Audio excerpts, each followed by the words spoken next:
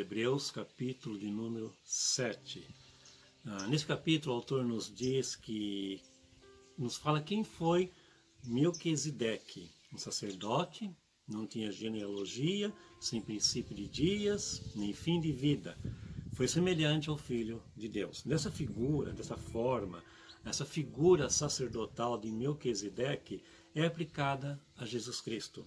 Isso ocorre porque a lei sacerdotal colocava apenas os filhos de Levi como herdeiros ao sacerdócio. No entanto, o Filho de Deus é descendente da tribo de Judá. O autor da carta aos Hebreus continua mostrando como e por que o sacerdócio de Jesus, segundo a linhagem de Melquisedeque, é superior à de Levi. Cristo Jesus foi nomeado pelo próprio Deus como sacerdote de uma aliança superior, perfeito e único para todo o sempre. Do versículo 1 ao 4, ele vai dizer quem foi Melquisedeque. Versículo 1.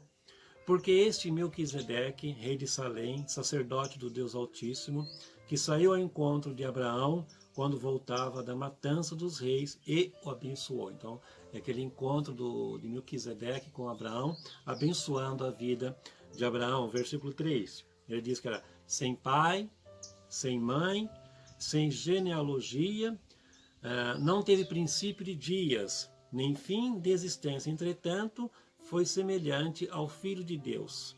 Permanece sacerdote perpetuamente. Então, falando que ele é semelhante a Jesus, que permanece sacerdote perpetuamente. E do verso de número 5 ao 11, Melquisedeque é superior a Levi. Versículo 7. Evidentemente, é fora de qualquer dúvida que é inferior, que o inferior é abençoado pelo superior. Então, o inferior ele é abençoado pelo superior. Versículo 11. Se, portanto, a perfeição houvera sido mediante o sacerdócio levítico, pois nele baseado o povo recebeu a lei, que necessidade havia ainda de que se levantasse outro sacerdote segundo a ordem de Melquisedeque, e que não fosse contado segundo a ordem de Arão. Então, esse sacerdote que foi levantado, sumo sacerdote, é Jesus Cristo. No versículo 12 ao 17, Jesus é sacerdote para sempre. Então, presta atenção no versículo 17. Porquanto se testifica, tu és sacerdote para sempre, segundo a ordem de Melquisedeque. Então, Jesus Cristo é sacerdote para sempre, eternamente. Do versículo 18 ao 24, Jesus é sacerdote de uma aliança superior. Versículo 18.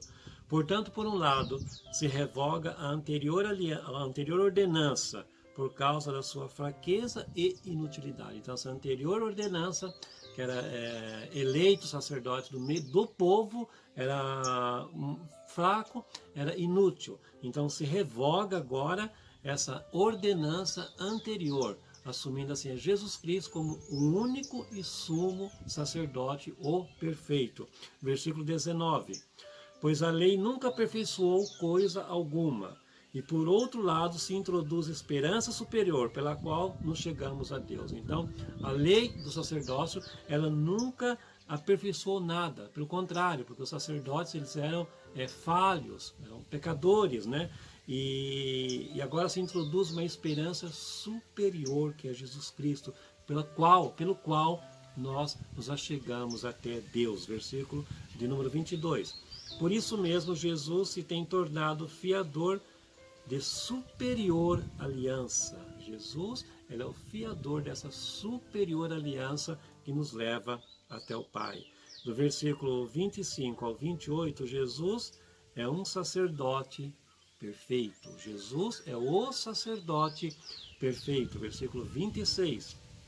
Com efeito, nos convinha um sumo sacerdote como este, santo, inculpável, sem mácula, separado dos pecadores e feito mais alto do que os céus. Então nos convinha ter esse sacerdote santo e puro, porque os sacerdotes antigos, eles tinham pecados, eles eram impuros, e eram manchados, e estavam no meio dos pecadores, fazia parte dos pecadores. E Jesus Cristo não.